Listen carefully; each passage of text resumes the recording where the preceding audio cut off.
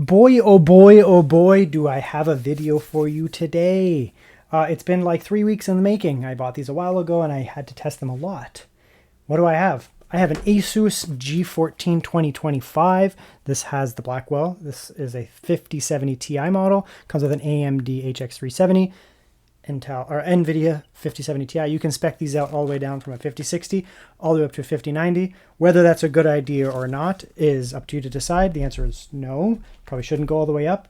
HP Omen Transcend 14-inch, also 2025. This one is a 4060 model. This one here can go all the way up to a this one here is a 5060 model. This one can go all the way up to a 5070. So you can only go with 8 GB. What am I going to be comparing in this video? I'm going to be comparing two very compelling 14-inch laptops. These are creator laptops. I don't care how they're marketed. I don't care what ASUS has an ROG branding on this thing. It's not a gaming laptop. It is a creator laptop or a hybrid at best. It even comes pre-installed with studio drivers, not game-ready drivers. Same with this. What do I mean by that?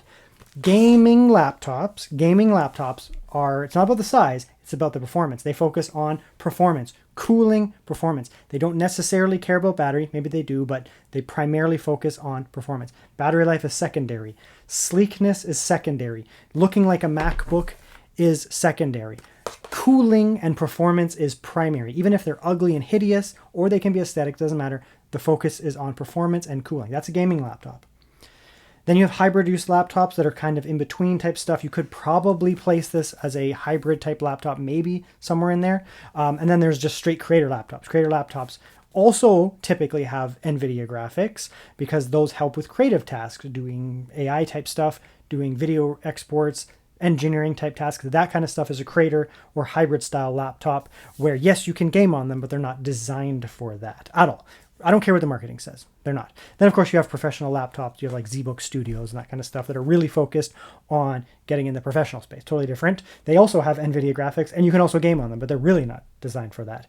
So that's a long intro. These here are two very, very nice and very premium, I would call them creator laptops or hybrid laptops. I'd call them kind of hybrid.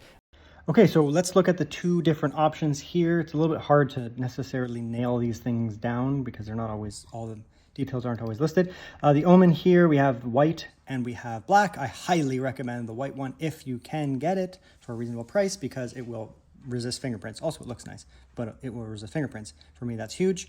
It does come with various different models. You can get it as low as 16 gigabytes of RAM. Wouldn't recommend that. You can get 32 as well, which I have here today. You can get a 5060, which I have here today. You can also get a 5050. Both will be good, especially for what this laptop is designed to do. You then have the GOAT, the Ultra 7 255H, just an incredible CPU. I'm the laptop guy, and I've been critiquing Intel for years, but they came out and they absolutely nailed this generation here with the 255H. It's my daily driver, and I could pick any CPU that I want and any laptop that I want, and this is the one that I pick in terms of CPU, so fantastic. You get a glossy OLED screen, etc., 14 inches, whatever. Price, it's okay. I've seen them on sale a lot. So the full MSRP was pretty high, but I've seen them on sale quite a bit. Again, you can come in, you can customize. You can pick white or black, fantastic. You can go with multiple different CPUs. There's not a big jump between the 255 and 285H, so I wouldn't really recommend that. But you can also go from a 5050 all up to a 5070. That's your pick. I mean, honestly, there's not really a big jump there. Really, I would be chasing the RAM here, so 16, and I'd go up here. This is probably where I'd start, and this is what I got here today. 5060. 32 gigabytes of RAM is massive, especially for professionals and creative tasks, and even gaming and whatever else you can do. And the 255H, that's where it is. In my opinion, to go here, I mean, it's only $270. You do get the slightly better GPU and the slightly better CPU. It's your call. It's not a bad decision to go with that, but I think that that's the sweet spot for a lot of people because it's a pretty big drop in price. But I mean, if you can get this one for $270 and you got the money, sure, whatever. OLED, 1800p, fantastic. 400 nits, whatever. HDR 500 nits, whatever. 100% DCI-P3, fantastic. It is glossy, 14-inch, whatever. Looks good, fantastic. Honestly, it's good on paper. For some reason, the ASUS one is really hard to get here. I can't see all the options. I know there's way more options because I've been researching these for a long time since they came out. But we have a few different options here. They do come in white as well. The black here, whatever it is, this dark gray, isn't as bad for fingerprints, so they're both pretty good. I prefer the white, and that's what I have today. It looks beautiful. but the black or like really, really dark gray type thing is not too bad for fingerprints, but it's your pick. I'm obviously gonna go for the lighter one. You do have a good CPU on all of them. The 370 is a good CPU. It's not as good as the 255H, but it's still a very good CPU. The 270 is actually a refresh of last generation, also a great CPU. Technically, it's like an 8845HS. Technically, it's still fantastic. I'd actually probably prefer that CPU, to be honest, which is interesting. You can go with a 5070 Ti, 5080. You can also get a 5090. It's not shown here. You can also get a 5060. Right? There's lots of different options that are for some reason not on the ASUS website. So you can basically go from, you can go all the way up to a 5090. You can get 16 gigabytes of VRAM as well, 16 gigabytes of system memory, which I'd highly not recommend. Again, just like the HP, don't do that. Get yourself 32 or above, and then, pick the GPU that you want. I think the sweet spot here, again, is actually the 5060, to be honest. To be quite frank, for what this thing's designed to do. But today I did find a good price on the 5070 Ti. I got it open box, so I picked up the 5070 Ti. I mean, why not? It was actually cheaper than the 5060, so sure, if you can do that. You can get similar screen, 120 hertz, 100% DCI P3, etc. It's also going to be an OLED screen. This one is actually a non-glossy OLED screen, which is really nice to see. It's also Pantone validated. That's nice. Okay, so it was really easy to get into both of them. The G14 does have more screws, a lot more, and it does have 2 underneath hidden feet. Not hard to get off. They're just these little rubber things, same as last year. The Omen just has 2 there and 2 there, so 4 total. They are designed a little bit differently. It's kind of an interesting take here, and I'm going to really get into this quite a bit in this video. Now, the G14 here, you can get it all the way down to a 5060, and you can get it all the way up to a 5090. So 5060 all the way to a 5090. I opted for the middle ground. This one here is a 5070 Ti. What I see kind of unfortunate here is that we don't have crazy cooling for 5070 Ti. I don't have the 5080, 5090, but I can say for 5070 Ti with its higher wattages, or at least its higher theoretical wattages, and the CPU in here, I mean, it's a thin laptop, we'll say that much. It's a thin laptop. And there is a lot of just general metal in here, but yeah, I mean, it's a 5070 Ti. It's okay. The Omen over here actually uses this vapor chamber style cooling here, which is an interesting approach. Honestly, it's a super thin laptop as well. Now, this is actually a lower wattage laptop than this in terms of, GPU and that. It's just a lower offering. The whole thing is lower offering. This one powers over USB-C. It's a high wattage USB-C, but it's still USB-C. This one here charges off its proprietary charger, and it can have more watts in general to the system. So if the cooling is the same between the two of them, obviously the one that has the higher watts is going to run hotter. I would like to see even more robust cooling in here. Now, what is my actual beef with these? I've already been using these actually for at least 2 weeks. The fans in the G14, you will see when we get to the fan section, the noise section, benchmark sections, these fans are shit. ASUS, I'm sure they don't watch my videos, they probably hate me. They need to do away with these fans. These tiny little Peasley fans with this shark tooth design. I don't know, maybe it moves more air or something, but oh my effing God, are they annoying. They have a high-pitched whirring sound. They are loud and irritating. I don't know why ASUS doesn't just put in better fans in their G14 and G16. These are the fans I want to see. See these curved style fans here? They move a lot of air as well, and they are not annoying, right? Even if the volume was the same, volume and volume, these fans have a nice low fan noise, kind of like air. These ones have a style sound. And I know ASUS can do it because last year I compared the ProArt 13, PX13, and 16 to the G14 and G16 all in one video, like a 4-way video. And the ProArts were essentially the exact same chassis as the Zephyrus, but they ran less annoying in terms of the noise and had the same components. So these fans suck, unfortunately. Okay, I had to get that out of the way because these are just, they drive me crazy. Take this off for a second. Pull that out. Let's see if we can fit a dual-sided NVMe in here. Let's see here. You could do it. You could do it. It is sitting on top of this terminal here. If you had a dual-sided where the chips are at the top and at the bottom, it'd be a little easier because it is physically sitting on that kind of thing there. You could do it though. I'd put a little piece of electrical tape in there. We can check the NVMe, however, for dual-sidedness as well. Coming here has a nice big physical, like copper metal heatsink on it, whereas this is just like a little piece of plasticky stuff. Oh, maybe not actually. I mean, it's even thinner. The actual kind of pedestal thing that raises in is very low. This may not actually work. It's such a thin laptop. Nope. Definitely not dual-sided safe there. So the Omen is definitely maxing at 4 terabytes for now. So single-sided. Down the road, who knows what they come out with. And maybe there will be single-sided 8 terabytes, but for now, you can't do that. So you can potentially get one in here, maybe. Not necessarily, but maybe. And depending on the form factor of your NVMe, I think you'll be fine there. So that's that. So, I mean, technically better upgradability on the G14. You get a dual-sided NVMe. Probably you can get one in there, meaning just more supported. Dual-sided 4 terabytes, dual-sided 8 terabytes in theory. Easily accessible Wi-Fi upgrade, not in here.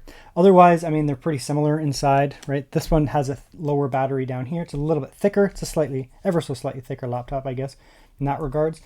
This battery here is a little bit, in terms of area going up that way, 71 watt hour, 73 watt hour, so essentially the same, just different designs. I'm going to give upgradability to the ASUS here because that can potentially take a dual-sided and upgradable Wi-Fi. Otherwise, there's not really anything you can upgrade. The RAM is soldered. I'm going to give cooling, at least the look of it, and I already know the noise for sure, to the Omen. The fan design is massively and incomparably better than the G14. My biggest massive gripe with the G14 is these fans. They are unbelievably annoying. And the ProArt doesn't have that same issue, so be aware that ASUS can do it. And the Omen here is actually relatively quiet, and I like their fans and the cooling solution in general. So they both look fine inside. If ASUS were to use their brains and get rid of these highly annoying fans, I could probably give this a higher ranking. Okay, so here's a look at the two chassis. Upside down, now right side up. Very interesting, very interesting. So this is the silver white magnesium kind of look to it. It does come in black or like really dark gray. I always prefer lighter electronics, mainly due to fingerprints. This is the black Omen. It also comes in a very crisp white, much whiter than that, like a true white. They just had a good price on the black one, so I got that. Personally, for personal use, I would actually go with the white for sure, because this thing will attract fingerprints, as you can see, for sure. But the white one is mostly resistant to it, whereas black will not be. The G14, G16, they're kind of off gray. It still gets fingerprints, not as bad as black, but it still gets fingerprints. So I, again, prefer the lighter one, so that's fine. They have a similar but different footprint. The Omen has a little bit more back, well, because it has back I/O. So on the back of the Omen, you have, these here. So as a result, it does set up a little bit higher. But the actual like screen spot minus the little bum back there is essentially identical. Width is essentially identical as well. Height is, I mean, it's hard to compare. This is a little bit more of a tighter package, like the way it's rounded out. Nice clean package on the ASUS. The Omen's clean too, but it's a little bit more of a traditional look where you just have, that kind of style there. Almost like remnant of their larger Omen, obviously. Very good. So clean little package. I believe that the ASUS is technically slightly thicker in some places, but they're both thin laptops. In-hand feel, very premium. Obviously the ASUS is like a unibody metal kind of thing. It feels kind of like a MacBook Pro. Maybe not quite that level of premiumness, but pretty close. Like these are super premium feeling laptops. Love that. Feels really nice and thin. It's not light, but it's lighter, right? It's not light because it has a ton of cooling inside, metal, all kinds of stuff going on. So it's not like a flimsy little plastic thing. So, but the weight feels robust. The same if you pick up a MacBook Air versus a MacBook Pro 14-inch. You pick up a MacBook Pro 14-inch, it feels heavier, obviously, but it feels like a nice premium, robust, and premium, no flex at all. Super premium there. The Omen feels very similar. I don't know. It feels slightly different in the hand, maybe because the bottom is a little bit more flexy or something like that, just slightly. It does also feel extremely premium. Maybe like if this is the 10 out of 10 for like Windows laptops premium hand feel, which it probably is, this might be like a 9, right? So it's still fantastic, extremely premium, awesome in the hand. But ASUS is really focusing on that aspect of it. Like that's a major concern for the G14 Zephyrus. Omen as well here, obviously from HP, but it's just a little bit different. Now I/O on the left here, we have, first USB 4, very good, headphone. On the back we have the annoying ones, which is really nice to see. You get your HDMI out of the back, get that out of there. and you can tuck it in. It's not going to be on the sides here where your hands might be. That's nice to see. This is the primary charging port on the back. Again, USB-C for this one. Take that out there. On the right, 2 USB-A. So you get 2 USB-C. One of them is a charge, but it has data and stuff too. And these are fast, by the way, 10 and 10. And an HDMI. HP, the G14 goes for more of, I guess, like on the side type thing. It's not going to be as nice in that way, but they have their little branding badge thing back there. I mean, visually it looks stunning, obviously. Like that looks really quite lovely, obviously. This is their power in. It's a proprietary style charger, so it doesn't use USB-C. This uses USB-C. HDMI as well, so both have USB-C. USB 4 as well, both have that. 10 gigabit A as well, both have that. Headphone as well, both have that. One more USB USB-C, whereas on here it's power. So technically, I guess in a way, if this being used specifically for power, you would, I guess, gain 1 USB-C. You can use like a dock style thing so that you have 2, but if you don't want to do that, you just plug in the native charger. This does have 1 extra USB-C technically because it is used to power over here. So just be aware of that, but you need to use a proprietary charger. You can charge the laptop off of USB-C here, but you're not going to get full power for gaming. And then you do get a micro SD card. Love to see that. That's fantastic. Always going to be happy about that. Nice, beautiful, clean package here. I mean, I definitely prefer the lighter one. The Omen in the white, it looks fantastic. I've never actually reviewed one, but I've seen them, and they look lovely. And this is probably even a slightly better color. It's like almost, I don't know how to describe this color. It's definitely not white. It's definitely not silver. It's like a little bit warmer, make it like a magnesium kind of color. If that makes sense. Looks great. Inside, now there is a major advantage, as you can see here, for the G14. Major advantage. These are super reflective OLEDs on the Omen. Super, super reflective. The G14 is reflective, right? But it has that kind of, you see that blue tone to it? That's a sign that it has an anti-reflective coating. Not a full matte. Like matte would be anti-reflective, full. And that can actually dull your colors. When you have something like this, you can find this on the G14, G16. Samsung does it with their Samsung Galaxy books. Who else does it? I can't remember. There's a few of them do it. Might even be a Samsung panel technically. And they have this like semi-reflective coat. So it does reduce that reflection, right? Maybe not for direct lights, maybe a bit for direct lights, but it's more for like people. Like, see, you can see me there, but not that much. Whereas here, it's just a straight up mirror. Again, once you turn it on, that's not as much of an issue, but that's something to be aware of. The G14 sits at the same height here. This has a hinge style that actually sits in the chassis. This kind of hinges from itself, so it just kind of recesses back, just like the other G14s, like the previous G14s, which had a different design language, the older ones. They had the same kind of hinge style. Speakers up here, nothing here. So that's the lose, I guess, for that there. The keyboard here is just generally looks better. This is like, we'll get to the keyboard section. It is an extremely nice keyboard, but it looks weird. Like it looks almost kind of toyish. Not a big fan of the design of it, but it feels fantastic. These are more of your traditional like chiclet style, but raised up. Trackpads, traditional trackpad. Also traditional trackpad, just shaped differently. This one just is rounded. This one's square, whatever. G14 buttons up here. I always do like these, that ASUS does that. Have these things up there so that you have separated sound, not embedded. I'm never going to complain about that. I like that quite a bit. So design language obviously goes to the G14. That's what the primary focus is. The Omen is, it's unfortunate because the Omen on its own is a lovely laptop. But beside a G14, the G14 is just more lovely. Now, one important thing to touch on is the chargers. They are different. The HP uses 140 watt USB-C, which is actually pretty impressive for USB-C. It's a proprietary USB-C. So if you plug in a normal USB-C, like, 100 watt type thing, obviously it's not going to supply 140. It'll accept it. The laptop will accept 100 watt USB-C and it'll work. It'll charge it, but it won't get full power. 140 watts is what it needs essentially to charge, to power the RTX graphics in here and the CPU. The actual charger is fine. Nothing abnormal about it, but it does charge over USB-C. The ASUS here is obviously much higher wattage, 200 watts, so you get an extra 70 watts. For a 5070 Ti and the CPU in here, that's fine, I guess. If it was in a thicker laptop, like a big, for ASUS, like Strix or something, or an HP Omen Max, obviously it would be a bigger charger because the components would run even higher watts, theoretically. But it's a proprietary. In terms of like the design of them, it doesn't really make a difference, but just be aware the HP does use the USB-C proprietary and can charge off of USB-C, of course. And the G14 uses its own ASUS charger and, of course, can charge off USB-C. Now the keyboards between the two of them, the G14, you're not going to get per key RGB or anything like that. You also don't get that on the Omen over here. It's not the way that they have it. The Omen has this like kind of weird, hold on, where did it go?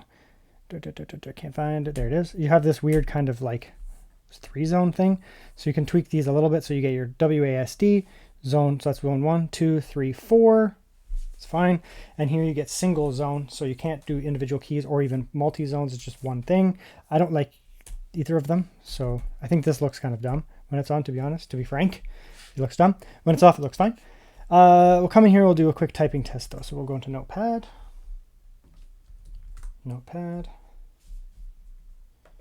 Okay. So I've used both of them and I like both of them. Spoiler for the typing test. They are pretty standard layouts for 14-inch laptops. Nothing abnormal, but we'll just give a quick typing test here.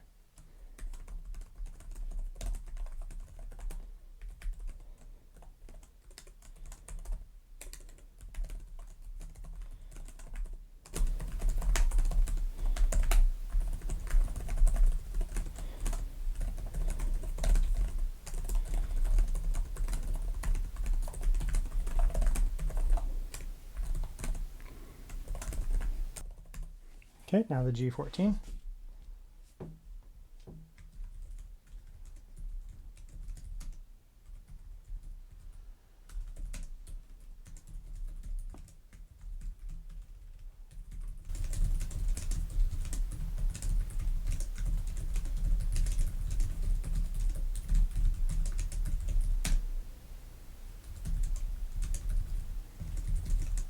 So between the keyboards, the G14 is worse. I do enjoy the separated keycaps. Like these have physically separated keycaps between the two of them. These they don't, they're like touching, but you do at least they have fall off. So they're whatever. I get used to typing on the G14 faster than this, but once I do, the Omen feels better, which is weird for me. You wouldn't think that based on this keyboard, but these are super snappy. They're sharp and snappy. There's a perfect amount of resistance there. It's actually a very nice keyboard to type on. This one, I wouldn't call it mushy, but it's like sub-mushy. It's just like, I don't know, it's just unsatisfying. It doesn't feel as snappy. It feels a little bit resistive for some reason, a little bit gummy, which is weird. It's not bad. It's not a bad keyboard by any means. I don't want to call it bad. It's definitely not bad. It's enjoyable to type on, and you get the hang of it. You can really rip some essays on it. You have no problems with it. But I mean, I'm comparing them, and the HP is actually a better keyboard, which is funny because it looks so weird. Like with this clear RGB empty ring around, just looks like a strange keyboard, and the lack of separation. But it's more snappy. It just feels better to type on, especially when you get the hang of it. It's a little weird to get the hang of it. Because of the separation. This is a little bit easier to get the hang of it, but it just doesn't feel as nice. I'm not sure why. I don't really know how to describe it. I kind of noticed that on previous G14s where, like, generally speaking, I find ASUS has like decent to good keyboards, but I've always been like kind of unsatisfied with them. It's weird. Trackpads, very clicky, very sharp. Not a glass trackpad, but very sharp and clicky and consistent with the click. Like that. I like it. I feel like on the white one it would be nicer for some reason. I don't know why, but it's a nice trackpad. I don't need haptics overall, but if for plunging ones, it's very nice. This one's a little muddy. See, it's sharper over here and muddy over here. Smoother though, like you actually get like a significantly smoother texture. This has like not smooth texture. This has smooth texture. I'm not sure which other people would prefer. I prefer this despite the fact that it's not as smooth just because of the sharper clicks. I find this one a little bit muddy. However, I feel like a lot of people would prefer the G14, I think, because it's smoother. I don't know. Maybe not. Maybe you guys do agree with me, or maybe you just like neutral. You just don't care. I think they're both fine. The trackpads are totally fine. I think the keyboards are good on both of them as well. Personally, for me, Tech Guy Bo, I would lean towards this one. I prefer this keyboard and this trackpad. It's nice overall. I think that this is one step down, but it's not bad. Like if I had to use this as a daily driver for going forward, I'm not gonna be like, no, this is a bad keyboard and the trackpad sucks. No, it's not true at all. Now, I do have a preference, and that's my ThinkBook, obviously. It's my daily driver. This has a haptic trackpad, like a MacBook. Notice how it doesn't do anything when it's off? Because there's no clicking mechanism. It's haptic, and it has a way better keyboard. It's super snappy. Separated like the G14, snappy like the Omen. So that's where I'm coming from. I'm just showing that so you can see where I'm coming from. But I think the average person for both of these would enjoy the keyboards and the trackpads a decent amount.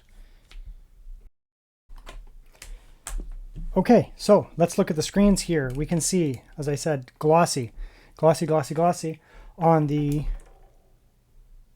Omen, which is a big negative for me. I do not like glossy screens. I also don't like fingerprints. So, I mean, this one in the black is not really for me. I would need to get it in the white. Then I wouldn't have the fingerprints, but I would still do with the gloss. Now, when the screen is on and you're actually using it, the gloss is nowhere near as bad. When it's off or you're looking at black, you can see here, right? We have a black background and you get a lot of gloss, a lot of glare, sorry. The reflections are pretty bad. I don't know why a lot of companies are putting glossy screens in the OLEDs. I mean, it's obviously cheaper, saving them money, but it becomes basically a massive turnoff. So you can see here just how reflective that is. Like it's a straight up mirror on that black there. Sure, the blacks are good, and if all the lights are off in your place you're working, yeah, you're not going to see yourself reflected. But in well-lit areas, yes, the blacks will be highly reflective. Right over here, we don't have that issue. Right, so this is also a black OLED, and it's non-reflective. Now, you do get slightly more color vibrancy on glossy screens in general. So even if you get like an IPS screen glossy versus an IPS screen non-glossy, the glossy looks more vibrant. It's just the way that it is. Glossy can even rescue like low quality, like 45% NTSC screens to a degree. It's just the way that they are, but they're highly reflective. When you start to have colors and stuff going on like this, yeah, it does help a lot. It's nowhere near as reflective now. I don't know if you can see me, maybe a little bit. It does help a lot when there's stuff going on. But one of the main reasons to get an OLED is to go with blacks, and because of the good blacks, a lot of people would then be running them in dark themes because they consume less battery and they look better. But as a result, you also get more reflection. So that's something that is kind of dumb. Okay, so the actual screens themselves, they are the same resolution, 2880 by 1800p. That's very high pixel density on a 14-inch segment laptop. Very, very high. That's fantastic. Love to see that.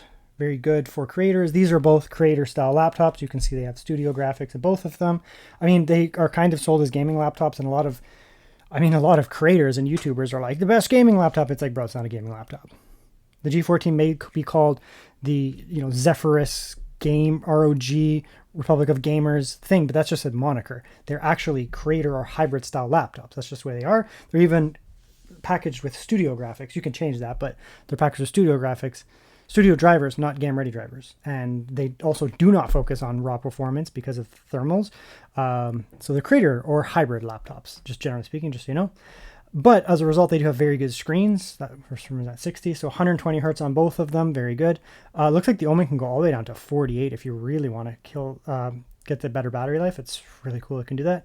But they're both going to be very, very good screens in terms of pixel density. Very nice. They also are both OLEDs. Obviously, this one is highly reflective, highly reflective. They're also both going to have very good color space. Now, let's come in here. Now, in scenes where there is a lot of black, you will get obviously a lot of reflections. It's just the way that it is. So if you're looking at, like an all black background like this, yeah, you're going to be dealing with a lot of reflections. Unfortunately, it's just the way that it is. But otherwise, go like that. The specs on paper aren't necessarily always going to reflect in reality. Now, reflective OLED, non-reflective OLED, this does look more vibrant. The colors look better over here. They're both the same color space, generally speaking, high DCI-P3 color spaces. They both look incredible. Very, very, very beautiful screens. The reds are ever so slightly more vibrant on a glossy screen. It's just by nature of glossy screens. That's the way they are. Right? Just a little bit more vibrant, but they're both killer. Really, really, really nice in terms of color. I would not say either is bad, but you do get really bad reflections. See that there? Really bad reflections. And this is kind of becoming like an epidemic. We have all these laptops that are coming out with OLEDs. That's good or bad, depending on how you see that, but they're all coming with glossy OLEDs. So it's a huge turnoff for me personally because I can't stand glossy screens anymore. I started actually getting eye pain because of the gloss, because I work in a highly reflective environment. The gloss, my eyes struggled to kind of see what was going on, especially because I work in dark theme usually most of the time. And so there's a lot of little black elements and I can see myself reflected. The ASUS over here has the benefit of being a semi-gloss, not full gloss. It's also not full matte. There are full matte OLEDs like the Lenovo P1 to come with an anti-glare, which you get the benefits of an OLED. You still get amazing colors, but it does dumb it down a little bit even more than this. Like this is super vibrant because of the glossy screen. This is slightly less, and then of course the matte ones would go even less. But this is kind of the middle ground where you don't have really bad reflections, a little bit, but not bad. But you still get really good colors and really good blacks. Okay, so we'll look over here. This is another scene here.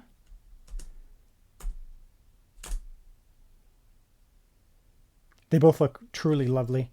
May not show up well on camera. This ever so slightly more colorful and vibrant, just the tiniest little bit, but they both look fantastic.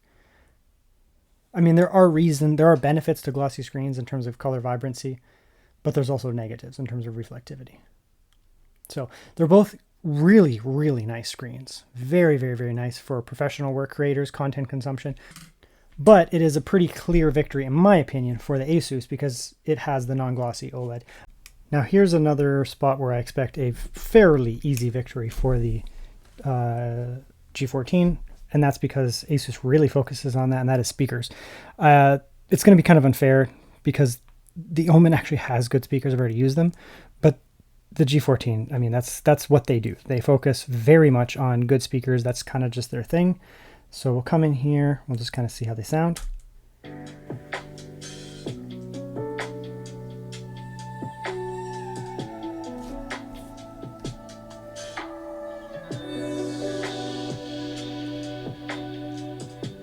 Yeah, so good.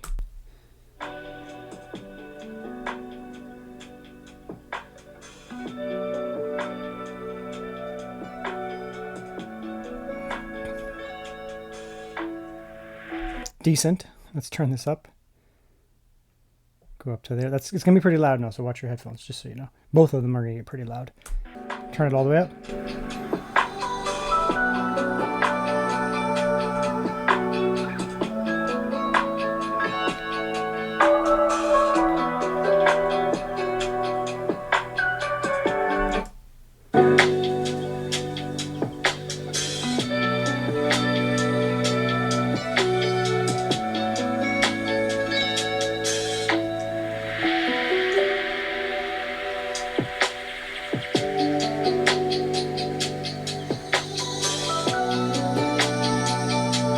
Yeah, it's not fair.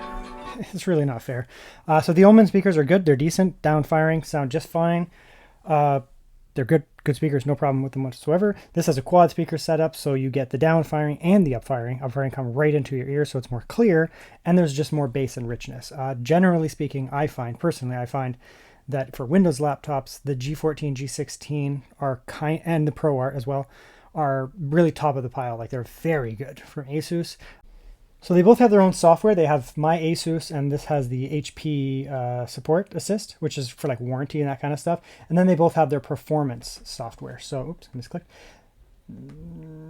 Over here. So I prefer the Armoury Crate look. This one's just a little noisy. The Armoury Crate, I guess maybe I'm just more used to it. I've done a lot of HP laptops, performance laptops, but I'm just more used to this. I have used many HP laptops long term, but I actually typically lean towards their professional, like the ZBook Studio kind of stuff and OmniBooks, which don't have this Omen software, so I'm not as comfortable with it, whereas this I've used for years on and off.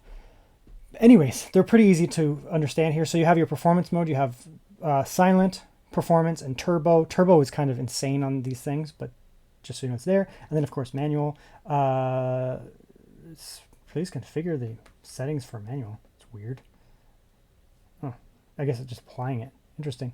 So CPU and GPU. One thing you can do here, you can do the manually, but we'll get into that in a sec. Now Omen here is a little different. There's a lot of like kind of bloaty crap in here. You go here to performance, and then it's in the center area here. Unleashed, performance, balanced, and eco. They're a little different. Technically there's like 3 modes here before you get into manual. There's 4 modes here, so a little different, but I would say that's probably turbos unleashed. Performance is like kind of performance the same, not quite. Balanced is kind of a mode that doesn't really exist on this one here, and then the silence are kind of equivalent. Which is cool. You do have boosters and that kind of stuff. The booster one's actually pretty useful. It just kills off like unnecessary programs. Frees up RAM. This system's not hurting for RAM. This is a 32 gigabyte model. I'm not crazy enough to get a 16. So you can come in here and you can, clear out your clipboard and just get rid of like RAM. So if you were hurting for RAM, you could do that. And then you go manual boost. And just kills off programs you don't need. It is useful rather than having to go in through Task Manager and do it. Boom. And then you get more free RAM. More important if you have freed up 1.42 gigabytes. More important if you have an iGPU, but whatever, it's cool. Very neat. A lot of this other stuff I don't use, like maybe some of the color stuff here for the keyboard. Sure, you can do that kind of stuff. But generally speaking, I don't do much in here other than the performance stuff. Generally speaking, ASUS, same thing. I don't really do a lot in like these galleries and RGB. You can do the configuring over here. But generally speaking, for me, it's the performance modes that where I mess around with here. Yeah, and I mean, we'll just look over here for a sec. So performance modes, the turbo is kind of crazy if you've ever used a G14 or G16. Pretty much any ASUS product, their like max is kind of too high, but it's especially prevalent in these super thin laptops. Most of the time, you're going to want to run this thing in performance mode just because it's so loud and so hot in turbo that it's kind of unhinged. But there is one thing that you can do, because a lot of games, especially if you have a 5070 Ti or above, you're going to be looking at slightly higher resolution, slightly higher settings on the GPU, which actually offloads demand from the GPU because you're really loading up that GPU quite a bit. So the CPU can be put down. So you can see here the TGP on this 5070 Ti is only 95 watts. It's fairly low offering. It's very low offering, to be honest, for 5070 Ti. But I'm not against it. I mean, it's fine. You're still going to get good performance, better than a 5060, just straight up, obviously. And you are leaving some performance on the table, but it's going to run not as hot as a result. So that's important. So you can do like, overclocking, that kind of stuff. We'll just leave it fine. You do have a dynamic boost because it's a shared system. You can steal some watts from the CPU to help get that GPU up to its rated. The 5070 Ti technically does, I think it's 120, 150, 120. I believe it's 120 what it's rated at. So technically it can steal from the CPU to do that. It's going to throttle most of the time before it can get there anyways. But another thing you can do is you can come in here and manually decrease the CPU. These AMD CPUs are very efficient. So are these actually. These modern like desktop level CPUs are very efficient. So you can come in here and you can do stuff like this here, run this at a lower TDP, CPU, TCP, and then as a result, you will get less power going into the CPU, meaning there's more cooling and more watts to go to the GPU, which can actually increase performance. Very good. I've ran some pretty beefy GPUs like externally over Oculink, which is near max performance, off my handheld, which is right there. I think it's that one. And it has the same CPU, and that system only goes to 30 watts. So you can definitely get by with, 30 watts, 35 watts here. You're not going to have any problems with that. So don't worry about, that. In some cases, you may want to turn it up, but in some cases, if you're like, man, the system's just too noisy, you can manually create a profile. If not, you can go turbo, for example. So that's fine. They're very good. Now, the specifications are quite different on these. They're kind of in the same realm in terms of like the laptops themselves, and you can actually spec them out fairly similar. But these ones are not the same. So the G14 here, I managed to get a pretty good price on this model here, specifically this model. It was open box from Best Buy. Good price, honestly. So I got the 5070 Ti. It was basically the same price as the 5060 model, which is a no-brainer. I mean, 5070 Ti is a better GPU in every way. But they're a little bit different. So this one here has the AMD Ryzen AI HX 370. This one here has the Intel Core Ultra 255H. They are both in the same kind of class. They're both very good. I prefer the 255. They both have very good iGPUs, again, in the same class. They both have very good CPUs, again, both in the same class. I've just found more consistency with the 255. They got rid of hyperthreading. It's just a 16 core. These here are 12 core with hyperthreading. On synthetics, they both perform well. My handheld has this CPU. My laptop has this CPU. So I'm very comfortable with both of them, and I've tested both. Generally speaking, I would say they're both fantastic CPUs. I do lean towards the Intel, which is rare for me. I used to be the guy who was like, don't buy Intel. And now in 2025, I'm like, yes, buy Intel, specifically. They're just way better value. RAM, 8,000 megatransfers, 7467, very similar. Technically faster. That's interesting. The Lunar Lake, my laptop goes faster than that. I guess it's just the way HP did it. Wi-Fi here, Wi-Fi 6E, Wi-Fi 7, so technically better Wi-Fi if you can support that. MPU, whatever. So this model here has a 5060. You can get it up to a 5070. I wouldn't recommend the 5070 unless it's the same price. I would recommend the 5060. It's better value. Same goes for this here, 5060, but this one goes all the way up to a 5090. I would not get a 5070, again, unless it's a really good value, like good sale or something. Generally speaking, you're going to want to go for the 5060 or jump up to the 5070 Ti. 5070 Ti is going to be a pretty big boost over the 5060 because you get 4 gigabytes more VRAM and it's just faster. And then you can get a 5080, 5090. I mean, theoretically, Sure, I would not put my money into a G14 with a 5080 or 5090 because you're paying a freaking fortune for that upgrade, and it doesn't necessarily have the wattages to handle such powerful upper level 5080, 5090. When you're in, the lower levels, 5060, 5050, even to a degree 5070 Ti, it's like, sure, if the watts are lower, it's not a big deal, right? Like, they're going to perform very well. The efficiency is there. 100 watt 5060 performs the same as 115 watt 5060, 120, 130. There's no benefit by going at higher in watts, whereas 5090, for example, there's a big difference between 100 watts and 120, 130 watts. So the capping of watts on a 5060 is much less detrimental to its maximum theoretical performance than on a higher level GPU. All I did was start Windows. What the hell? I just started both of the computers. I haven't done any Cinebench. I just started Windows for both of these here. And the fans, like, I don't know if it's just the tuning or what it is from ASUS, but yeah, it has that annoying fan noise, and then it's loud on top of that, and it goes for no reason. Like, the fan, like, why is the fan going 4,000 RPM when I'm not doing anything? All I did was start Windows, and then that's it. This one also just started Windows. I restarted both of them, and this thing's just ripping, and this thing's silent. I don't understand. I don't get it. ASUS needs to seriously address the fan issue with these G14s. Okay, so now we're going to do some, I guess, Cinebench runs. I'll call them for thermals and noise, and kind of see how they are. We're just hanging out here. I'm not doing anything. They both have the fans going, to be clear. The fans are going here, the fans are going here, but these fans are much louder and more annoying. Like, there's a noticeable jump. This is barely audible above my noise floor, just barely audible above my noise floor. This one, considering it's idle, is annoying, to be honest. It is actually annoying. I thought about actually keeping this G14. I was like, I'll get it, and I got it for a really good price, and I was like, the specs on paper are really good, and it's the white model, which is rare to get for a good price, but the noise, oh my god, just idle. It's just making noise. Just stop making noise. And I don't know what it is. It's just like constant. But anyway, so we'll come in here and we'll do some Cinebench runs for test. Now, before we start, again, I will remind you that the Omen is now technically silent. I can't hear it at all. Completely silent. It could be that I can't hear it over this one, because this one, the fans are going and producing noise. I don't know. I mean, it is what it is. It's just ASUS. It's just the fans are constantly going. And it's not a HX 570, a 370 problem. Like, it's not a CPU problem. That CPU is in my handheld, and when it's not doing anything, it's silent completely. So this is going all the way up to 71, 72. That's about what my laptop can do. 75, I guess, on the CPU package. That's fine. That's about what mine does.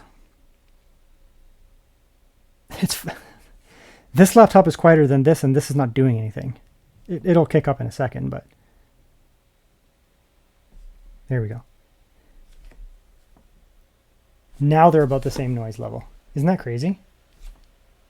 Okay, now it's starting to surpass the G14. The G14 is not doing anything. Isn't that crazy? We'll just take a peek here. 20,000. That's very good. My laptop gets about 20,000 as well. And that's with no hyper threading.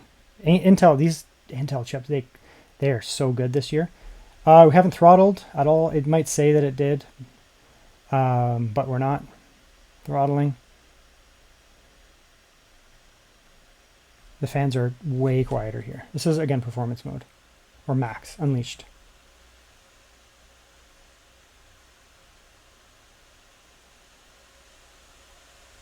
Okay, now it's getting noisier. So we did, I think, 2 runs, maybe 1? No, it was 2 runs, and then the fans kicked up. Absolutely no pitchy whine, no whirring noise, no annoying sound out of the Omen here. This is the type noise that I want to hear. It's definitely producing sound, but it won't annoy you. Okay, so we'll stop that. That'll take a second to kick down, and then we'll come back and we'll do this. I want this to be shut. It's already starting to drop down, but I'm going to get as quiet as it can before I do this one. Okay, we're doing a run here now. Now the G14 is highly annoying. It's louder, considerably louder. This was around 50 dB. This is 59. That is a huge jump. But that's one thing. My concern is that the Omen was making kind of this noise. which is the sound of air moving. This one is going, it's actually more like a with a fan. That's the sound it's making. If you can hear, I'm doing it right into the mic just in case it's not getting picked up, but it's so annoying. It has this, it's louder. You can hear the air flowing, which is fine. But then there's this fan noise, not the air flowing sound, but this like grinding fan, irritating noise. And it has to do with that shark fin design. It's extremely annoying. I don't know why ASUS does that. Maybe it moves more air. I don't know, but it's really annoying. Anyways, scores will be a little bit higher here because of the multi-threading. Hyper-thread, oh, maybe not. Maybe a little bit higher, so slightly higher there. And that's good. So slightly higher, do the hyper-threading. In real world, like games and stuff, that won't matter, but for this kind of stuff, sure. We are getting really bad throttling, but it's getting a slightly better score, I guess. I don't know. It's coming down, actually. Probably due to the throttling, so. Yeah, the wattages here are equal or higher, technically, to that. But it's so much louder, right? So we're using the same number of watts between the two of them. It was around 7580, 7580. But the noise is not comparable. It's 10 dB higher and highly annoying, right? So just think of that. We have the same raw watts going into both of them. Same watts, 75, let's just say 75, even 80. We'll even give this more, 5 more watts, 80. Why, and the same rough scores, why is this one so much louder and annoying? Because ASUS has decided to put an inferior cooling system. They have the heat pipe style system, which is part of the cooling, but what my problem is, the fans. They are so annoying. So we're using the same watts, we should be getting the same noise if they decided to use the same cooling system, especially the same fans. But ASUS has decided, once again, just like last year, to put those highly annoying fans in here. I'm sorry that I'm being annoying and ranting about this, but it drives me ballistic. And it really does kill a lot of the vibes of this laptop when it's so annoying. Okay, so let's just have a quick look at the comparative of the two of them. I did a full run this time, so rather than doing a burst kind of thing, I just let them run right through. You can see here on the left, we have just shy of 20,000, 19,868 on the Intel Core 255H. On the right here, we have a tiny bit more, 20,247. So, I mean, the Intel is doing extremely well, especially because this isn't their top SKU. It would be the 285H, what would be their top SKU, and it's matching the AMD without hyper-threading. Gotta love to see that. Part of this could be also that the G14 is throttling so poorly, but overall, that aside, they're both very, very good, and they're gonna have excellent CPU performance. Okay, so we're gonna check idled battery drain. We're in silent mode on both, and we are in, I guess, battery mode. See there, best power efficiency, very good. And we'll just kind of check the drain. We are at full brightness, but we do have the screens turned down to 60 Hertz. And we'll just give it a sec here. Unfortunately, the ASUS fan is going now, so that, not that I've been doing anything, it's just a problem with it. As soon as you breathe on the computer, the fans go.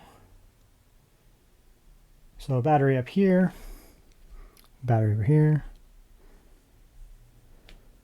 Okay, so let's switch sides here just so they're closer to each other, like that.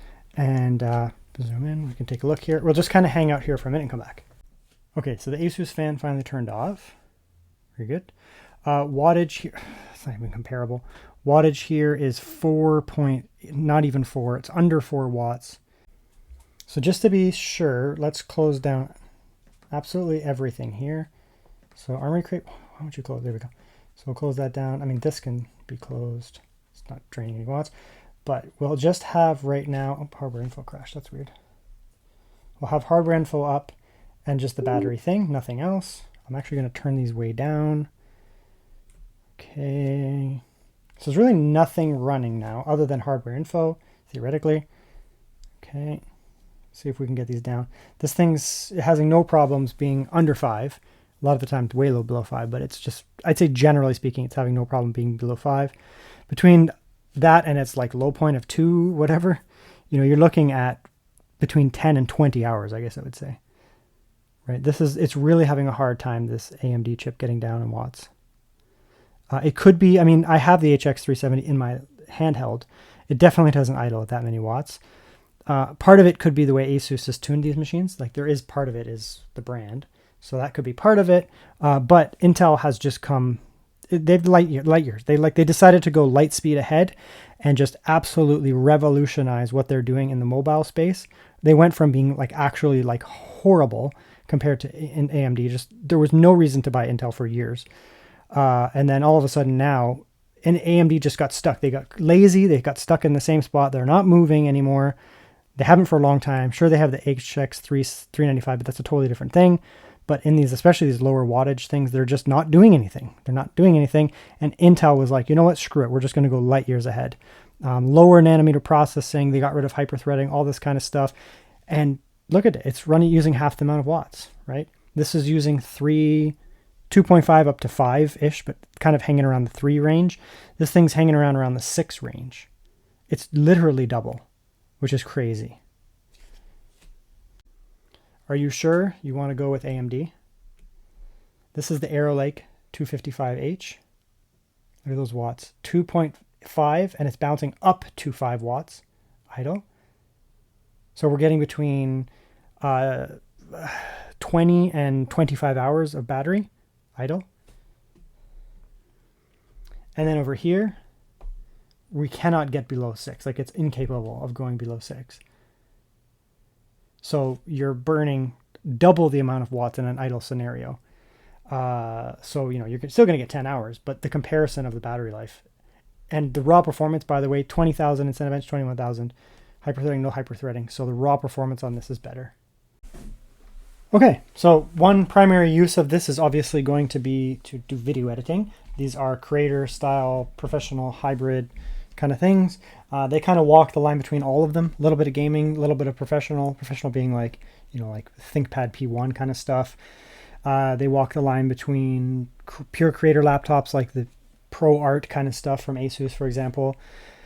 That kind of stuff. So we're kind of doing what it's supposed to be doing, what I would say here. So I have this platform here. Let's just go back. So I have this 4K video, 4K 60 video. I have it for 5 minutes. I've already done this test, but I'm just going to show you. I already have the data. 5 minutes of 4K 60 video here, and we have 2 streams. I don't need to do more. It just gets you an idea here. We could do more, but whatever.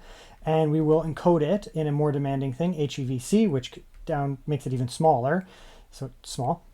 It's also harder to run as a result. So it's 4K 60, and we'll export that. We'll just put it on the desktop. We will run that. Okay, well, that does its thing. I think I can probably do this at the same time.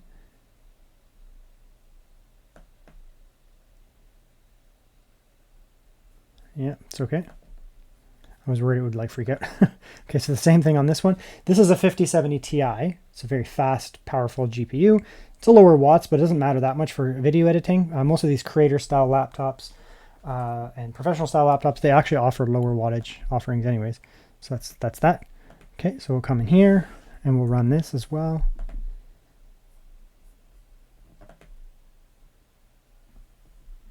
And these are studio drivers, by the way. Studio drivers work faster. You can do game-ready drivers, but I always focus on studio drivers. You can game on studio drivers anyway. So again, 5070 Ti, 57. This is going to be very similar, right? A lot of people think that you need to get yourself a 5070, 5080, 5090 to do video export.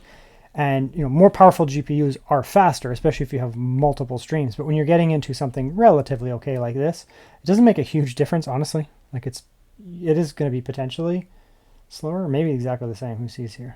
CPU is basically the same raw performance, and yeah, margin of error, 1 second difference there. So go like that. Okay, so very fast for both of them. So you know, getting more VRAM for the way that I edit. I mean, there's people who do 8K. You know, they do like legitimately actually like 8K video. I do not do that, but some people do. And so you know, you have 8K video, multiple streams, all this kind of stuff. It's really not my thing. But some people might, right?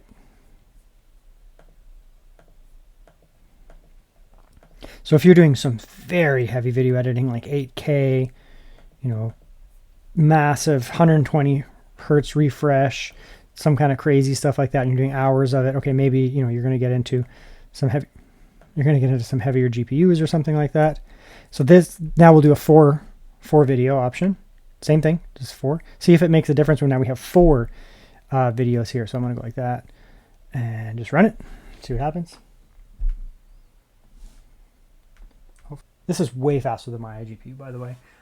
Just offhand, this iGPU here and my Intel and AMD, they both came out quite similar. We're looking at about 8 minutes on the original one, so 8 times faster than iGPU rendering. That was faster than the first run. I guess it doesn't really matter how many tracks you have. That's interesting.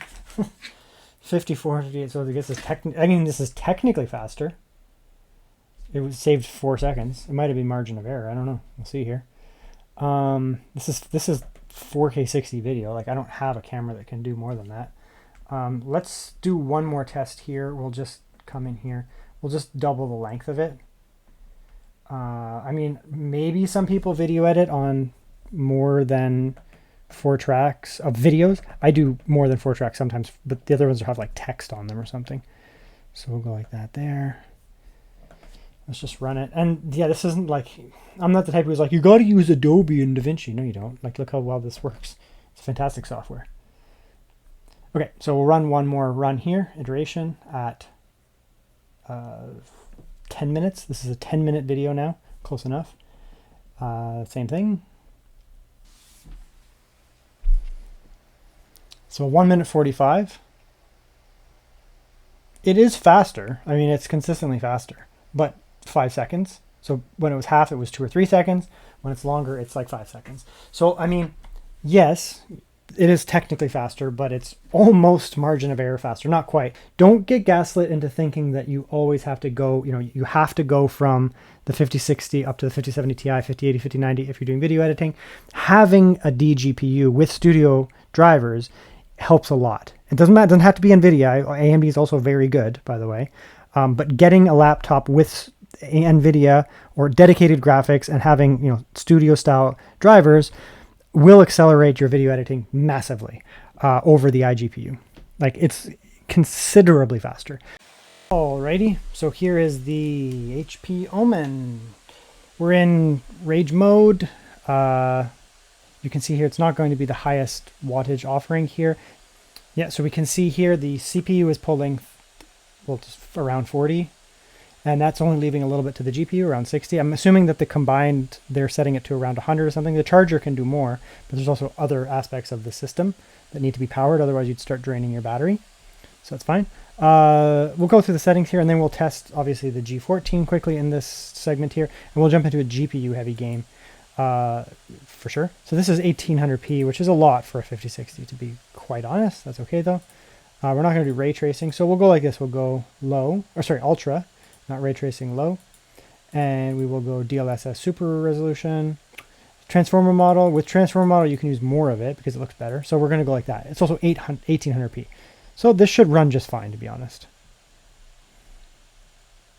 It's still struggling, to be honest, a little bit. Right, we're only getting 50 watts out of that GPU on average because the CPU is pulling so much, right? It's just a limited scenario.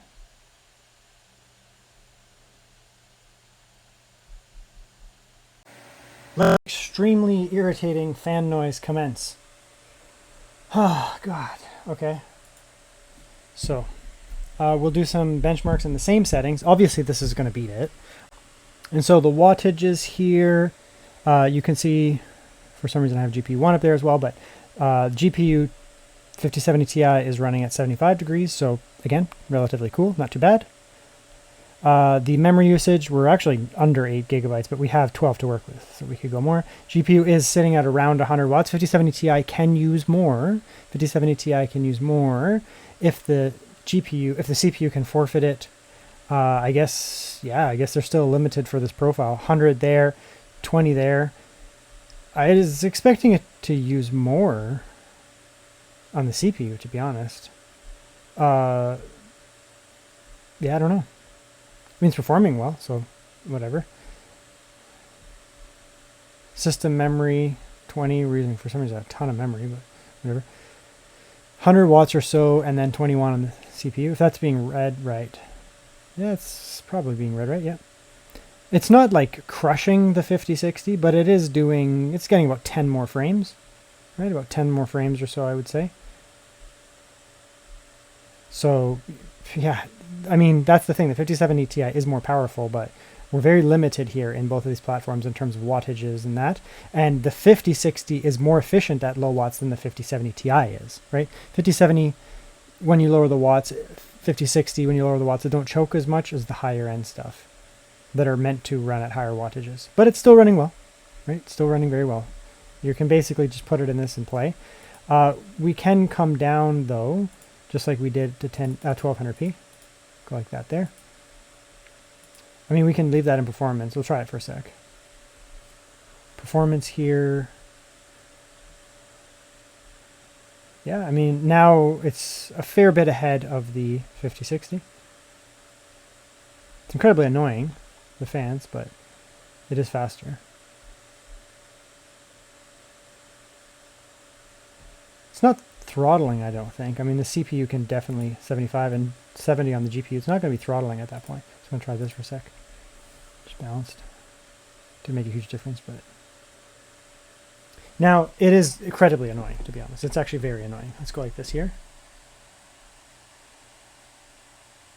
56, it's pretty loud. I mean, it's a thin laptop. We're playing games, hitting the CPU and the GPU. But what annoys me again is that noise, that sound. Like, it's just so annoying. So we're hitting the GPU, you know, a little harder here again. Let's come down here. Go to Armory Crate. I'm going to go from that down to performance, see if it gets any quieter. Should theoretically affect the watts, in theory. Yeah, pretty big drop on the GPU down to 80, 85. It might go up in a sec. CPU is actually slightly higher, potentially. Performance is down.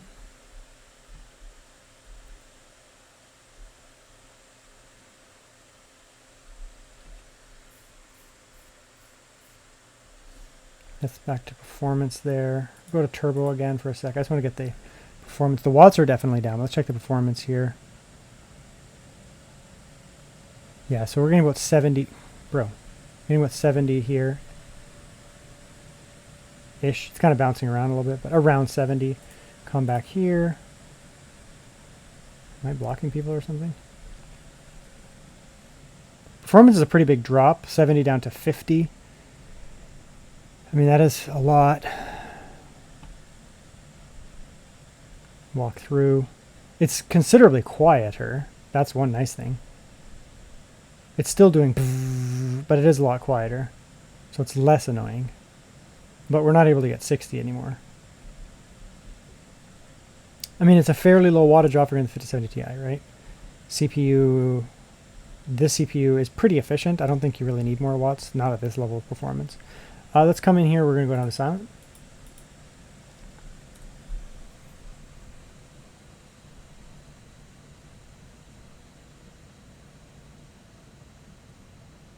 Silent is actually not too bad. The that really annoying whirring sound is significantly reduced. It's quieter, but you know, I'm like, this is pretty quiet now. 46 is really not that bad, to be honest. It's a fairly big drop. The watts are pretty low on the GPU now, like we're at 45. It's not choking per se, it's working.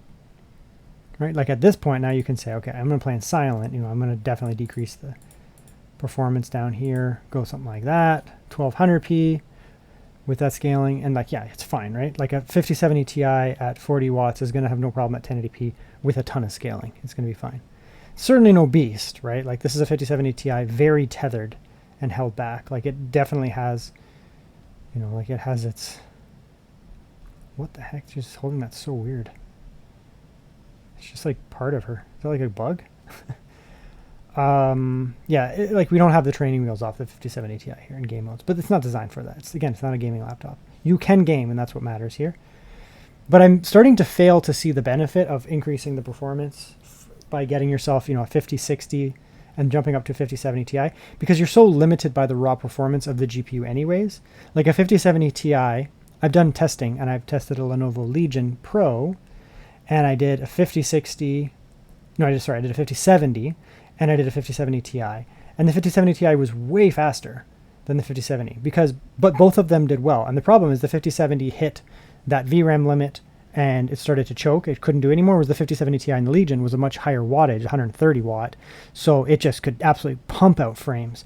And having those extra VRAM amounts was very important and helped a ton in that case because it was a full bore 5070 Ti. Here we don't have a full bore 5070 Ti. We have a fairly significantly nerfed 5070 Ti, which means that the performance is not there anyways, right? The performance is not there for it to perform. It's actually having a hard time getting those watts back up. It might be throttling to some degree. Right, you can see the watts there. We're limited by cooling and wattages. So a lot of people will be like, it's a gaming laptop. It's not. I mean, anything is a gaming device, right? Like anything that can play games is a gaming device. But I define a gaming device as one that is focused on gaming. And so in a gaming laptop, it's going to be focused on gaming performance, which means better cooling, better thermals, better wattages, all that kind of stuff. These aren't gaming laptops. They're hybrid, mixed use. They're meant to be ultra portable, ultra premium laptops that have GPUs and can game and stuff as well. But don't come in here and be like, I'm going to get 5070 Ti. I'm going to get 5070 Ti performance, or get a 5090. Pay a fortune, get yourself a 5090, and think you're going to compete with a Strix or something like that. It's not going to happen. It's not going to happen. So I start to fail to see the benefit of going with a 5070 Ti, 5080 or 5090 for a lot of purposes, because we've already showed that the video rendering is marginal or non-existent. To be honest, it's almost within margin of error. Could be within margin of error technically. Could be even CPU technically, who knows. And then, going up to the 5070, going down to 5060, if you're not losing any rendering performance, a lot of people will be buying this for things like that. And you're not gaining much gaming performance by going up to the 5070 Ti. In all honesty, you are, but it's not like staggering or anything like that. And you're paying so much money for it. I'm starting to fail to see the benefit of going up. I was really thinking this would be a better performer. I'm having issues with that right now. I mean, you're still doing pretty well. We could turn it down. Again, it's 1800p. It's not 1440p, not 1600p. It's 1800p, so it's very high resolution. We're getting close to 4K here. But again, as a result, you can turn it down. So let's try 1200p, which will look fine. We could potentially turn down the scaling a bit too. Like that. Now you're fine. 1200p, a little bit of scaling. We're on ultra again. We're not on medium or something. We're on ultra. Just presets. But it's fine. And you'll get around 60 or so. This is also the hardest area of the game, generally speaking, on benchmarking. It's just a very, very hard area of games to run. Okay, now let's jump over to the G14, and then what we'll do is we'll jump into a heavy GPU game. Okay, so here's a look at the Omen. Surface temperatures are pretty darn good, honestly. I mean, it's not a high wattage offering, obviously. 23 there, that's 30. Okay, 30 there. My skin is warmer, obviously, 33. So this actually feels cooler than my skin. Even in here, it's basically not really perceptible.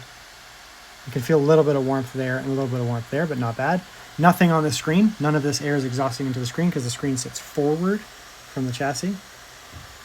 Love to see that. Don't want to see heat hitting the screen necessarily. On the bottom here, honestly, not bad. Where your legs potentially would sit, nice and cool. Nice and cool. Exhaust coming out of the back there. Even the center area is not too bad. 45, that's not bad. To the skin, like if you're touching it, you can feel warmth. It's not going to burn your hands, but also that's probably not a place it's going to be sitting. So overall, the surface temperatures of the laptop are very nice. And of course, the actual internal temperatures are also very nice. Okay, here's the G14 thermals. So cool there. This is feeling warm. I don't know, the camera doesn't. It's pretty warm. It's a little bit warmer than my hand. Not bad. 38. The thing is, the tones get thrown off by that. So, I mean, there is a bit of a hot spot here, whereas my skin, 35, I can feel some warmth here. Almost 40. It's not terrible, but it's a little warm. Much hotter than the Omen. 40, 45. Hot spots of 55. So it is running considerably warmer on the shell. Higher watts, I mean, it makes sense.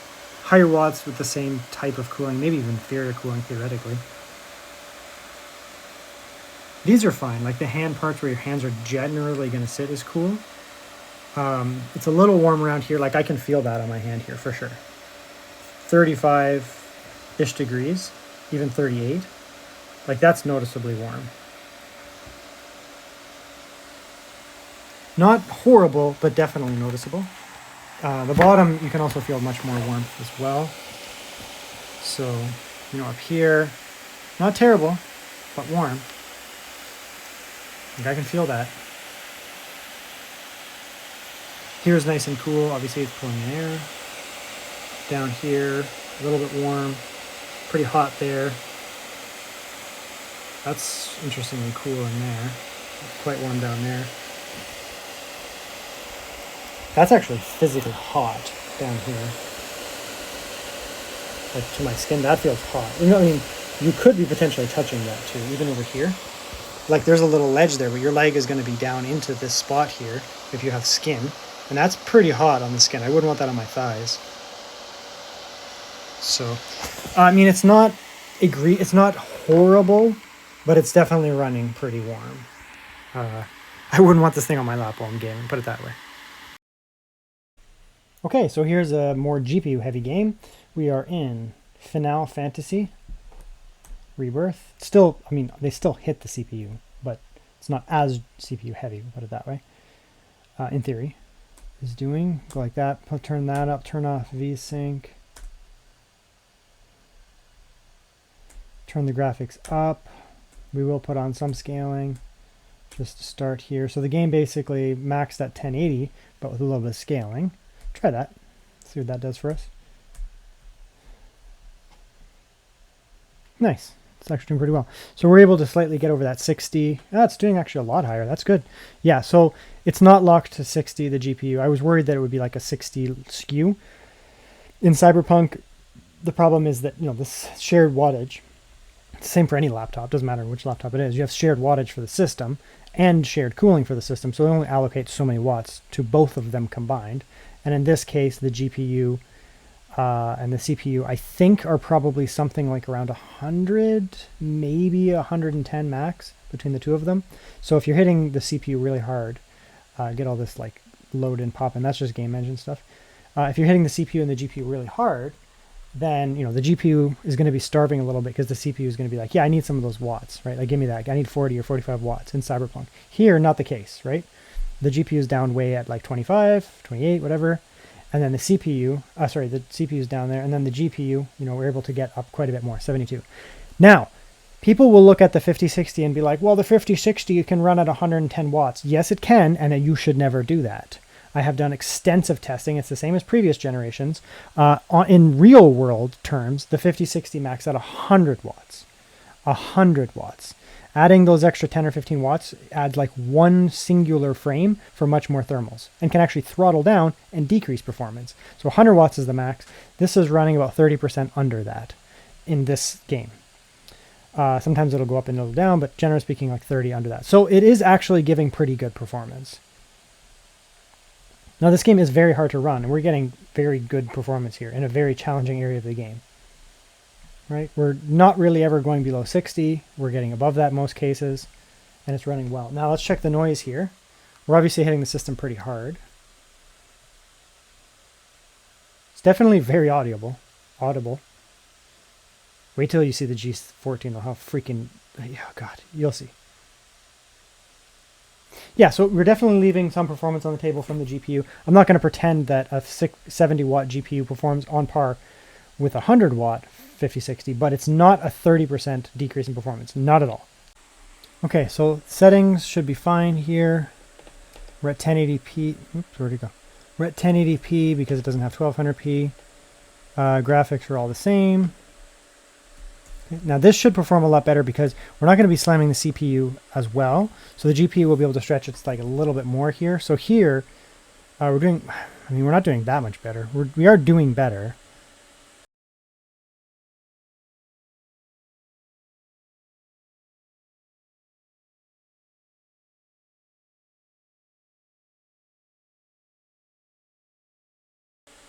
The GPU is able to maintain, for now, able to maintain 100 watt CPU, and the CPU is way down, 20. Again, Final Fantasy is pretty hard on the GPU, and it doesn't really slam the CPU that much by comparison.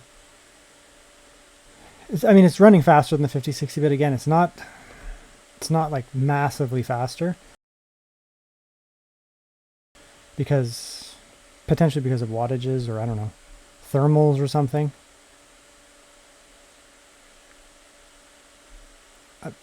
Yeah. In games where the CPU is also going to be hit very hard, CPU and GPU, I really was quite underwhelmed, like pretty underwhelmed by the 5070 Ti. Here, we're going to get more out of it. And you can see here we're using more VRAM. Let's go over here. So we're using more VRAM, so 9.5 gigabytes versus, and we have 12 to work with versus only 8 to work with on the 5060. So we have the ability here, because it's a more GPU heavy game, put more watts in the GPU. CPU doesn't need to do as much, and therefore you get more performance. You can turn up the settings, and potentially your VRAM is going to hit a little bit harder, but you have more VRAM to work with. Conclusion time. Okay, you can game on both of these laptops, and you can game relatively well. They're not going to beat out even like their own brand. So like HP has the HP Transcend, which is a thin, creative style laptop or hybrid style laptop. Yes, you can game on it. I mean, you can game on almost anything these days. They also have the Omen Max and the HP Omen, just the HP Omen. They are bigger laptops. They're thicker laptops. They have more cooling, and they have way more performance. So a 4060, 5060 in here, performs well in games. It does just fine. 5070 does fine in games. But you are limited by wattages, especially for the whole system. It's just the way that it is. When you jump into something like, an Omen Max, you're going to be getting considerably higher power levels and potentially also larger GPUs, like a 5070 Ti. The G14 as well is the same idea here. It's a creator laptop or a hybrid style laptop. It's a lovely laptop overall. If you're looking for max performance, you don't buy a G14 or a G16 Zephyrus. You get yourself a Strix or something like that, or some other laptop from, if you want to go with this brand. The Strix, for example, the G16 Zephyrus versus a G16 Strix, the Strix is going to crush the Zephyrus in terms of raw performance, because that is way better cooling and just raw more performance. Like, it's just the way that it is, right? These here are designed for people who need portable performance. So yes, you do actually take a lot of that performance and you chop it off at the knees and you lose a lot of performance, but it's significantly more portable. The reason I'm harboring on this is because I don't like the misinformation. There's so much misinformation on YouTube. In the comments especially, I found it really bad. Not really on my videos, but some other viewers, it can get really bad. Reddit can be really bad, where people, if you say something about their laptop that they spent $3,000 on that they don't like, they will not agree with you and they'll lose their mind. I'm sorry. The G14 is not a gaming laptop. Yes, it can game, but it's not designed for that, right? That gaslights people into buying it and then getting shitty performance. And I've had a lot of people recently, they're like, man, my G14 is not giving me the performance that I expected. Yeah, because it's a freaking creator laptop and you're trying to rip games on it 24/7. It's not meant for that. You have to have realistic expectations.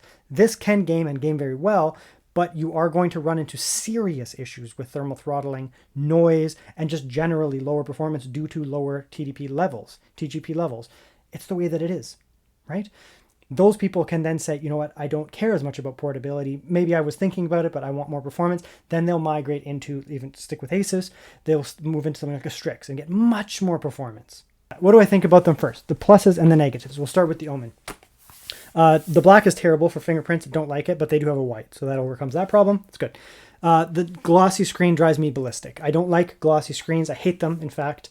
Like, look at that. It's just bad. If you work in an environment or at a darker room, you probably won't care because you won't notice it as much. Glossy does have advantages of adding, more gloss. You're not getting a touch or anything like that.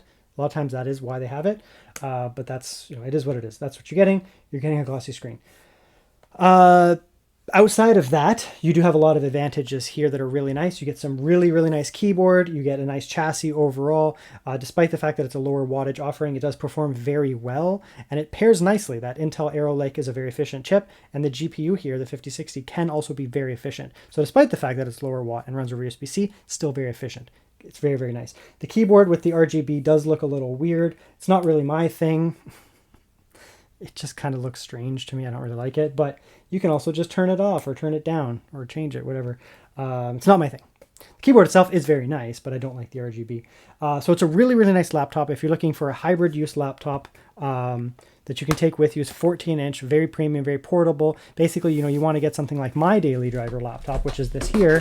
This is a very similar thing. Very similar setup. It has the same CPU and everything here, this ThinkBook, but it doesn't have dedicated graphics. And you're like, I need dedicated graphics on the go. I need to make sure I can do video, a little bit of gaming or exporting, that kind of stuff. You can go with this here. It adds that advantage.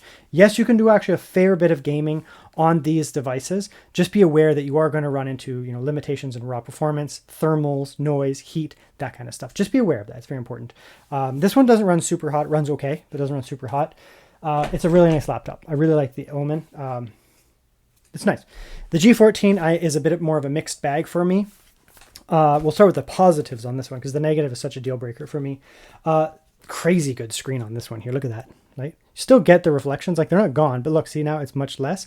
It just cuts it down. It just takes that edge off a little bit where the reflections are a little bit less and it's just a little more usable. They both have beautiful screens, beautiful OLED screens. You're not going to have any problems with that. They're lovely, lovely, lovely screens, but cutting down the reflections here a little bit does help quite a bit. So it is a better screen. Speakers are crazy on this. They're actually crazy. It's not new. ASUS, generally, the Zephyrus stuff has always had good speakers. Even back in the day when speakers were like always bad on laptops, they were like at least usable. And now they're like top in class. So they're very good. Keyboard is good. It's not my favorite, but it is a good keyboard. I generally like ASUS keyboards. Trackpad is good. Not my favorite, but again, I generally like ASUS keyboards. I like the separation up there. It's a very incredibly premium feeling laptop. Like it feels super premium in the hand. It's a lovely laptop. You pick this thing up and you're like, man, that's a nice ass laptop. You can't deny it. They're super premium feeling, super, super nice. And you get pretty decent battery life. It's not bad. But now we'll get into the negatives. It does lose in battery life to the Omen. The Omen does have better battery life, but it's not like a deal breaker. But holy shit, are those fans annoying. Oh my god, are they brutal. This thing, the fans do go all the time, like they're not going now, which is nice, but it will, as soon as I do anything, the fans will start going. Like even basic windows, the fans will start going, but it's okay. It's kind of annoying at a low pitch, but it's like, I can deal with it. It's not a big deal. Like it's fine, I can deal with it. But as soon as you do anything, the fans start going. And when the fans go on this thing, like properly, you get that, like I'm just trying to sit on my couch and just use this thing, just like browsing windows. I'm just trying to play with it, get an idea of what the laptop is. And oh my God, is it annoying. Like, fuck off, ASUS. Honestly, do something about it. I know you can fix this because the P13 ProArt doesn't have this problem, and the P16 ProArt, especially when compared to the G16, doesn't have these goddamn razor sharp teeth fans in here, and they don't sound like crap. They sound fine. Honestly, they sound like the Omen. No problems. It is unexcusable that they put these goddamn fans in these laptops. They sound like trash. They're super loud and annoying. Add to that the laptop runs hot. Right? It has too much power for the thin chassis. So the fans are going all the time, right? Anytime you do anything, the fans go, right? At least if it was like a lower wattage offering, the fans weren't going all the time, you'd be like, okay, whatever. The fans aren't super annoying. When they're going, they're there, but it's lower wattage offering. So they're only going when I'm doing something like, okay, I'm going to hit export button or then they're going, right? But this thing, they're just going all the time. Anytime you do anything, they're super annoying. But honestly, like gaming on this thing, oh my God, I tried. I tried to actually game on this thing, and it's so annoying. It's actually so annoying. The whole time it's sitting on your lap, it's super hot, and the fans are just ripping. I don't enjoy using this laptop at all. Like in actual daily use, I don't enjoy using this laptop at all, which is a shame because it's such a nice laptop. It is incredibly premium. It has such a nice screen. It has such good speakers, etc. It's expensive. It's crazy expensive, but I mean, whatever. You're buying into that.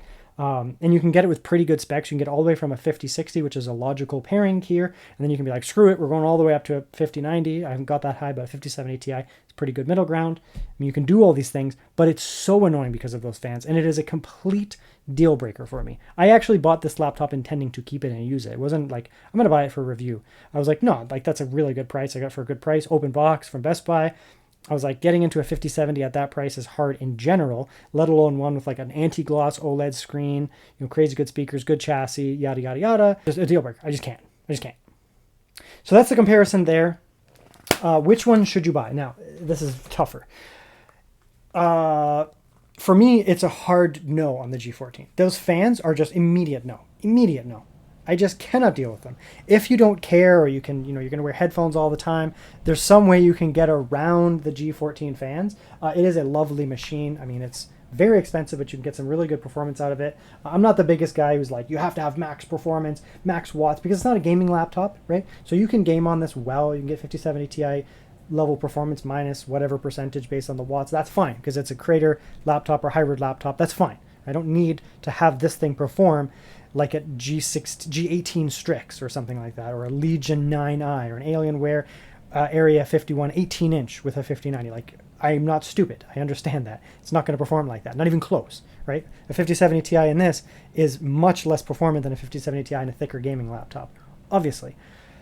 But, I mean, you're paying a lot of money to jump up in those tiers there, and they're super annoying. Who would buy this, though, is someone who's like, okay, I don't care so much about the fan noise. It's okay. I can deal with it. But I need to have a good amount of performance, especially for creative tasks, right? Creative tasks. If you're like, I want a video edit, I want to do engineering type stuff, and I really do need to have, 5070 Ti, 58 or 5090 level performance in a 14-inch laptop that's super thin. I mean, what else are you going to buy, right? What else are you going to buy?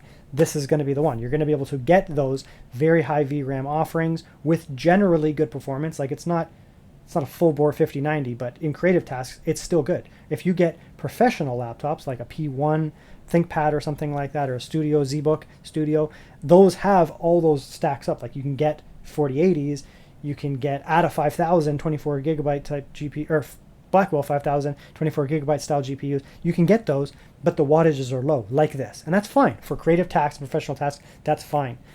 It's just the fans. It's just the fans. That's what I'm trying to get at here. They're so bad. They are so bad. So personally, I can't really recommend the G14. It is a very nice laptop. There are going to be some people who will like it. It's incredibly premium, and it's super nice, and it works, and it's really enjoyable every way. But the fans are such a jail breaker for me that it drives me crazy. I'm actually going to give the win to the Omen, which sounds crazy. Black chassis doesn't work for me because the fingerprints. Just get the white one. Glossy screen. I feel like most people don't care. I don't know. I've been talking about this for like years now. Like, all these Lenovo Legions all have glossy screens. I keep telling them, don't get the glossy screens. They drive me crazy. And nobody cares. Like, my viewers don't care. So maybe I'm just crazy. For me, no, I don't like the glossy screen. But apparently nobody else cares. So sure, get the glossy screen and deal with it. It is a beautiful screen regardless. Like, it's a fantastic screen other than the gloss. So other than that, I mean, it is a really nice laptop. Very high recommend for like mobile students who are like, I'm a student. I need to go take a laptop with me through the day, get insane battery life. This is the laptop. This is like MacBook level battery life. Isn't that crazy? This is a Windows machine. In what universe did a Windows machine have this level of battery life? From Intel, of all people. Well, we're in the parallel universe now where everything went crazy and Intel became the one who has crazy good battery life and the optimal thermals and all that kind of stuff. Woo. It's weird land. So the Omen's fantastic. I love it. It's a 10 out of 10 laptop for, I think, most people. For me, got to get the white because the black fingerprints drive me crazy, and the gloss is just something that I don't like, and apparently no one else cares about that. The G14 would be one of the nicest laptops on the market for creators if they fix the fans. That's it.